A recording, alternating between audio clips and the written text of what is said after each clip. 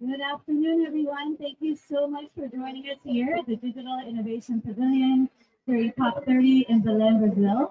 My name is Emily McLone, and I work as the Director of Peaceboat US, and I'll be your moderator for this session. Today's session is entitled Sailing for Sustainability and Capacity Building to Achieve the United Nations Sustainable Development Goals, the SDGs. And we are here with our team from Peaceboat. So I'll be starting off explaining a little bit about our organization. We travel the world by ship, which is the MV Pacific World, which we have here. And this organization was started in 1983. So as we kick off today, I would like to introduce, first of all, the founder of Peaceboat. So please give a big round of applause for Mr. Yoshioka Tatsuya. Good afternoon. I'm so happy to be here, and thank you for joining this session. And I think that's quite a unique type of the program because we're using the big ship, and that's unusual, I think. But 43 years ago, I was a little bit crazy student, and I need with ship kind of potential to encourage the young people. I was young and smart. Ship has a kind of the magic power to connect the people, to build the community. So I think how we can get the power. I think the community is always supporting us, and the community making the power give us the power to do something new. And I think that is maybe why for more than 40 years we continue this program, peaceful, and to contribute peace and sustainability in the world. Today, maybe that we can discuss more variety of responsibility of the how to encourage the young people and how to create a real game changer to make a sustainable world. So, thank you very much for coming. Let's work together. Thank you. Thank you, Yoshioka. I've also been working with Peaceboat since 2004, and it's an honor to continue working with Yoshioka as we build this dream together to create a more sustainable future through our global voyages. So Peaceboat was started in Japan, where Yoshioka was living in Tokyo, and we now have our headquarters in Tokyo, Japan, as well as in New York City in the United Nations Plaza. And as we are traveling the world, we are visiting more than 20 countries, mostly coastal communities that we're working with along our global voyages from the Northern Hemisphere, and also organizing one voyage per year in the Southern Hemisphere, all the way down to South Africa and Patagonia and Antarctica. On the hull of our ship, we have the SDGs logo painted big and bright as a collaboration with the United Nations SDG Action Campaign. And we have started for this a Youth for the SDGs scholarship program to raise awareness for the SDGs through youth education and empowering young people who are already making a positive difference in their home communities to share their work with us and do peer-to-peer learning on board the ships. This program is also endorsed by IOC UNESCO as a contribution to the United Nations Decade of Ocean Science for Sustainable Development.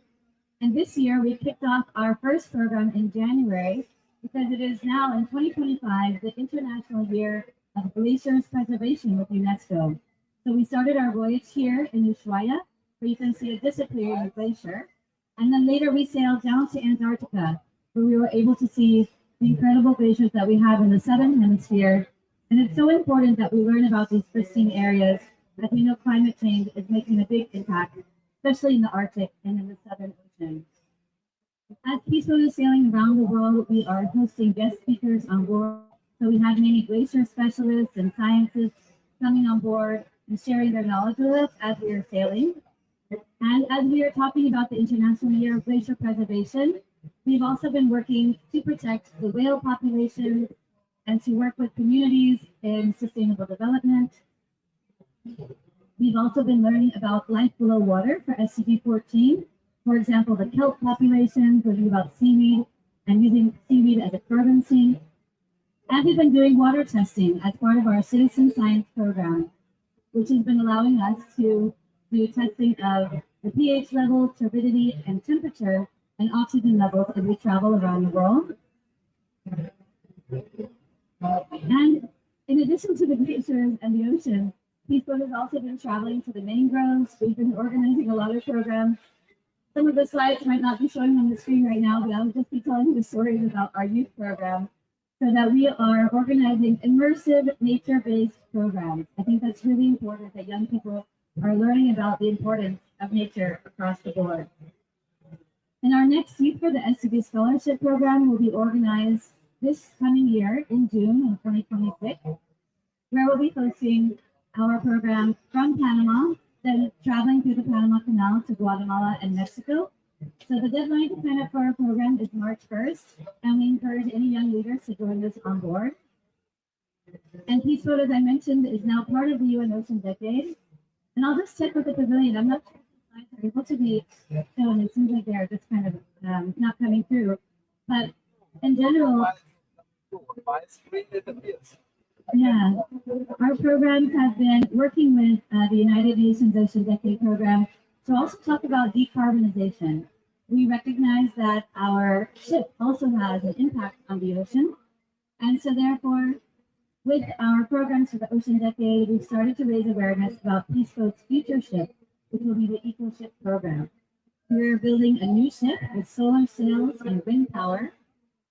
And for that, we are united for the energy transition. We've been working with our partners also at Blue Planet Alliance to work towards a 100% renewable energy future. And we recently launched the 100 by 100 campaign to reach 100 islands for 100% renewable energy of the future. Peaceboat is now working also with many specialists and naval architects to design this kind of beautiful ship. So you can see the design here. We have the wind sails, which are also retractable. And we have a short video as well we can share with you all to discuss a little bit more about the program. Let's see if we can pull it up. And it's designed we have by our naval architecture, showing the inside cabin. This is a 2,000 person capacity ship, so it can be used as a green innovation space, an exhibition space. And we're here at the Digital Innovation Pavilion. So we're really talking about what kind of green technology and blue technology can be used to create a more sustainable future. Our wind sails will reduce our CO2 emissions by at least 40%. As we are sailing, we will cover all of the electricity on board the ship. And we'll also have a big green space on the ship, a biodiversity hub inside to learn about the nature as we're traveling. And this will be Peaceboat's EcoShip, sailing for renewable energy. So this is why we're here at COP this year. We are looking for partners in the maritime industry, looking for partners in innovation and technology. And we hope that this ship will be able to use our vessel as a space for education as we travel to also large ocean states around the world. Peaceboat is really encouraging young leaders from small island developing states to come with us on board and share best practices. The small island states are really on the front lines of climate change, experiencing sea level rise and ocean degradation firsthand. So with that, I would like to pass the microphone to our first youth leader, Sonia, who is from Sustainable Ocean Alliance and also Rise Up for the Ocean, a blue call to action. Let's give her a round of applause, everyone. Thank you so much. Thank you so much for this opportunity. I'm really happy to be here representing you. And one big part of my work is storytelling and making sure that the youth and my community is really included. Since if we want to discuss ocean policy or the SDGs, we need to make sure that everyone is understanding what we are saying. That's the most important part. And that's why I always try to bring my work to my community. And one thing I really like to do is working with art, because art for me is the best tool of communication. In a way, we can make everyone understand and feel and connect with what we are saying. So last year, I had the incredible opportunity to represent Brazil as a high school youth ambassador. And one of my main goals was to produce campaigns to raise awareness in my community about the importance of the high seas. But what are the high seas? People in Brazil, even though we have one of the biggest coastal lines, people don't know what is the high seas because not everyone is connected to the ocean. So to make it closer to my community, I produced this artistic mural with a Brazilian artist focused on ocean art for people to connect with the marine biodiversity present in this area. And alongside this mural, I also made some informative panels so people could understand a little bit more in a more informal way. It's not a scientific word, but we are speaking as they were our friends. And it's really nice because at the end of the informative panel, there's also a QR code to a petition where we were asking for people to force our government to ratify the High Seas Treaty, which this year really happened. So Brazil ratified the High Seas Treaty, which is a really good accomplishment. And besides that, I also made a lot of other events like going to making online meetings with indigenous communities to understand their connection with the ocean. I went to school so I could talk to kids and youth to understand what are their feelings with this ecosystem and why we should protect it. And it's really nice because we made it really we made it in a really fun way where the kids and the youth could participate. And we can see here that they are really engaged and it was pretty incredible nice. And this year, I'm working with National Geographic Society and the Nature Conservancy to produce a story map to make my community understand the impacts of the social and environmental impacts of the oil exploration at the mouth of the Amazon River. So those are a lot of social issues that people just understand through storytelling. And making it more inclusive makes all the difference. And in my way of living, art is one of the most significant ways to do it. And I'm really happy to be here with these peaceful US because they believe in the importance of youth inclusion and youth being part of this decision. Thank you. Thank you so much, Sonia. And it's incredible to have young leaders from Sustainable Ocean Alliance. And that's why we've invited two young leaders here from Latin America to share their stories with us. And next, I'd like to invite Carlos Silva, Climate Change Director at Sustainable Ocean Alliance Peru. Let's give Carlos a big round of applause. Thank you, Carlos, for being here. Thank you very much. Can you hear me well? Yes. Perfect. Thank you very much for your feedback because the invitation to be here and to share about the work we're doing in HF Peru. In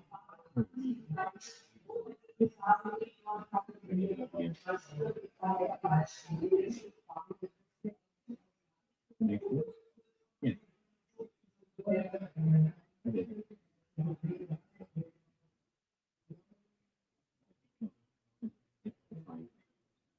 Okay. Okay. So what we do in Peru in Sustainable Ocean Alliance Peru is try to connect the ocean to the climate action.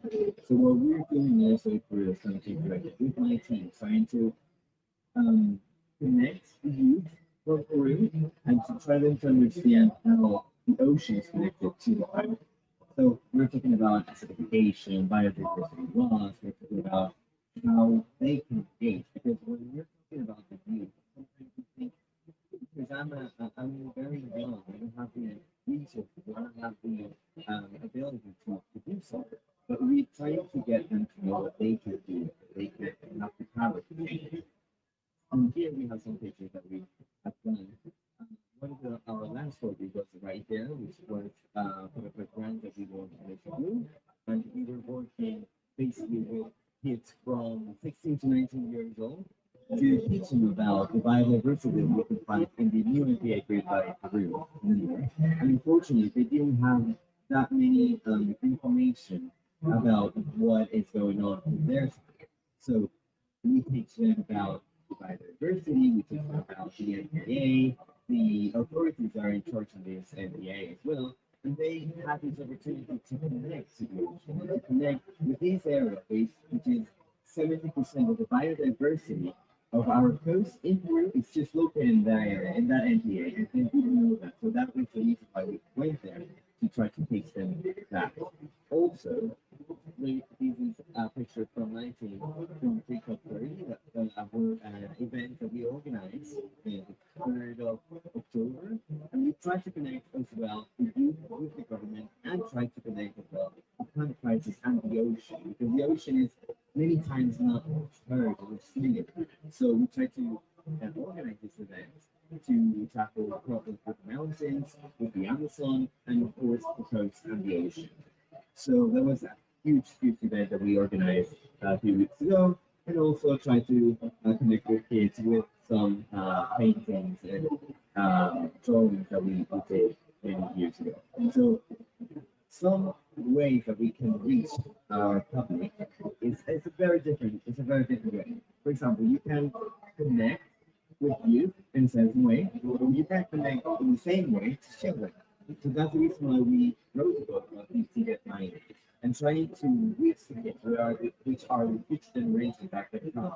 And they need to understand what are the problems that are going to happen if we don't act. So that's the work that we have been doing, and also representing SOE through different events here, top 30, 40, I would say that we have basically. So yeah, that's basically what we're doing. And if you want to connect with me, of course, I would be happy to hear you about this stuff. Thank you very much. Thank you, Carlos. And we're very excited about Peru and the marine protected areas that are being preserved there. And Peaceful will be docking in Peru this January. So we're looking forward to coordinating more programs together with Sustainable Ocean Alliance.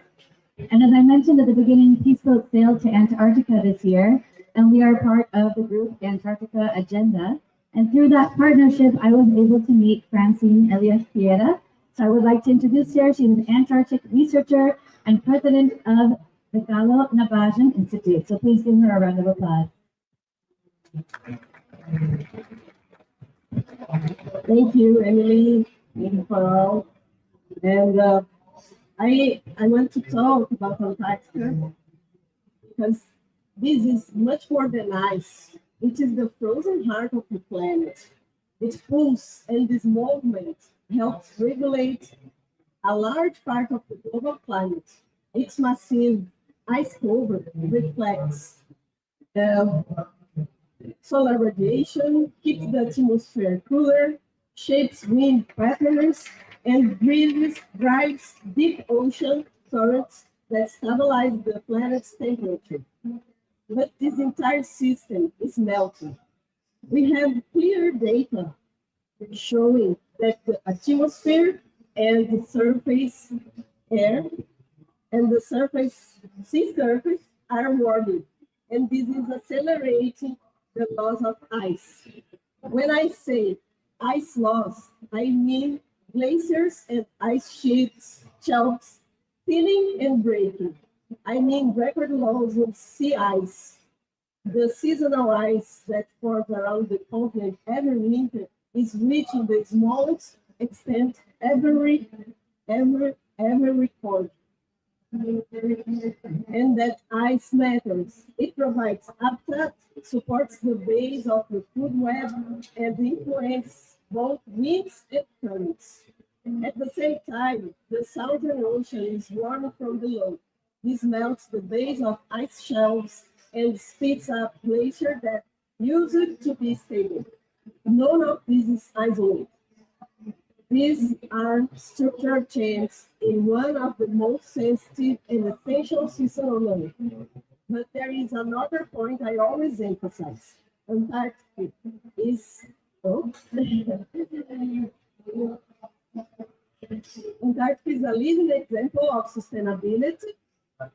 It only works because countries share agreements, logistics, research, and environmental governance. It is the physical expression of SDG 17, Partnerships for the Goals.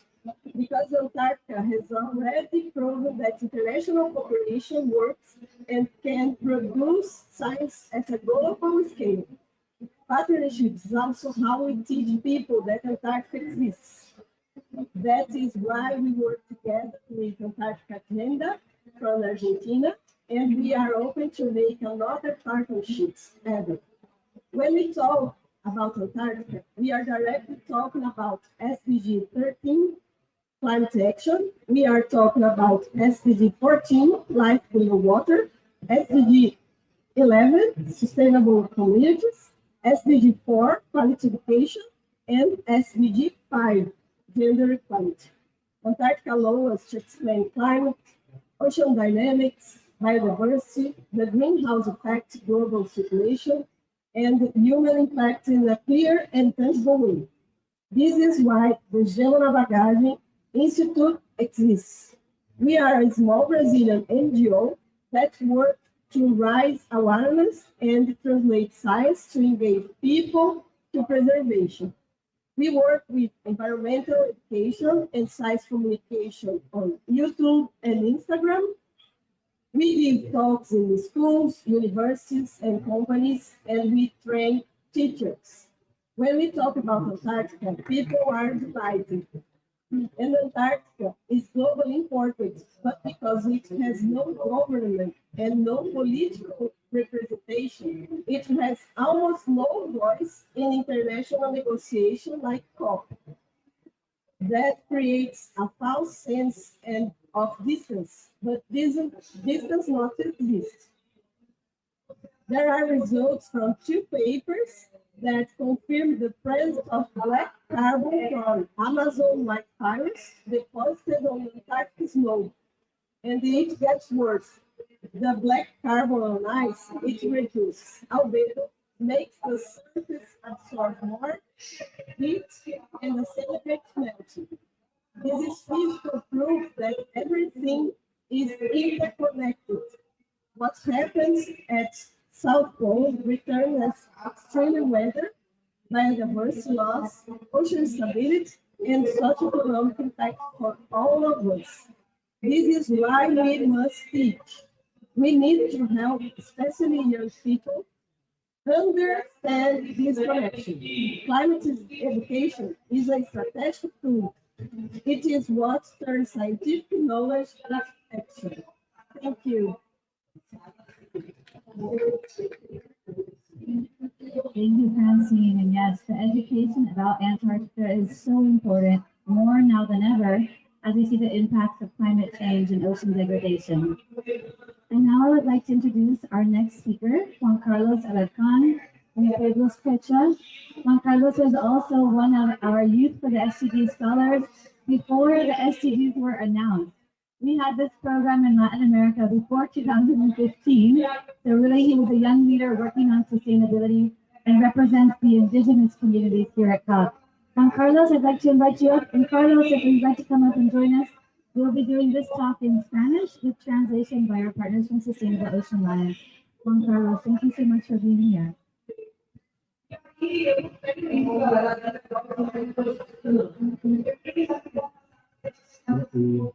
Muchas gracias, Emily. Muchas gracias también a equipo por la invitación. Soy Juan Carlos de Bolivia, pertenezco a la organización indígena Quechua y trabajo en la plataforma boliviana contra el cambio climático. Thank you very much, Amy, for the details. I'm Carlos. I am from Puerto Rico, and I work for the Sketcher.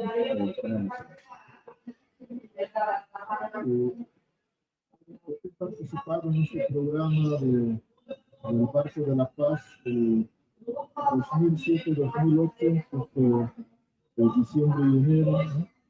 Y quiero resaltar tres aspectos importantes que I presented in detail to 2007, 2008, in December and January of 2007 and 2008. And I would like to outline three aspects. el primer elemento que quiero resaltar es justamente la paz en el mundo.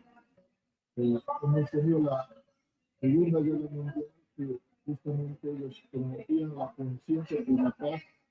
Hoy tiene una suma importancia porque estamos nuevamente en guerra y requerimos igual exigir la paz.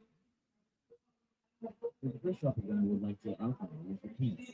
We are currently facing a war, and we would like to send that message of peace.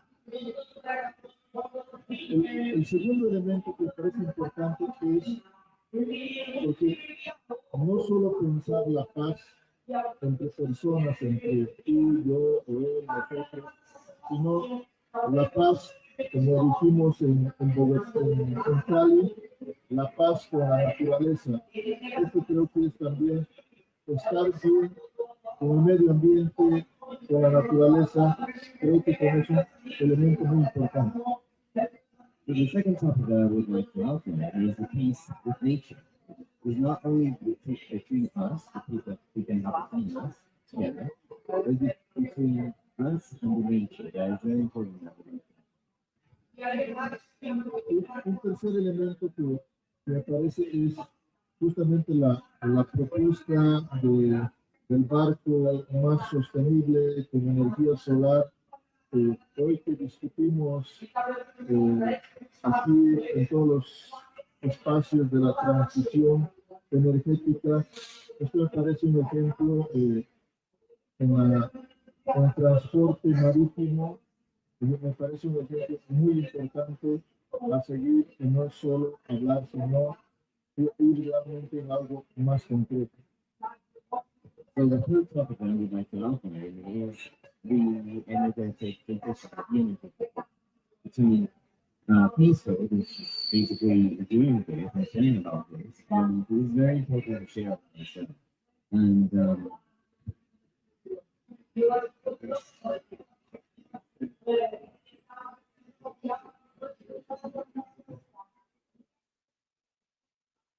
so peaceful is basically the example of this transition justice transition. Ahora quisiera un poco contarles de qué estamos haciendo nosotros también en el trabajo cotidiano con una red que está por la justicia climática. So now we'd like to share the work that we're doing for climate justice. Nuestra propuesta es, queremos el reconocimiento, el respeto, porque tenemos que convivir con la naturaleza y no ver ya la naturaleza como un recurso para extraer o para generar beneficio de la humanidad, sino ver que nosotros dependemos de ellos y la naturaleza no necesariamente depende de nosotros. And we would like to be acknowledged, we would like to be respected, and to clarify that nature is not dependent on us, but we depend on them. So we have to be very thoughtful about that.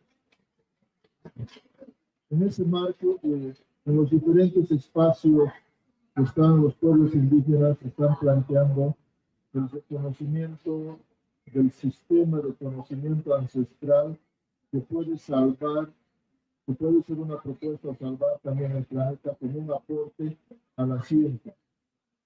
So as indigenous communities, we're presenting this traditional knowledge that we know that we have, so we can have another way to protect the ecosystems and the nature.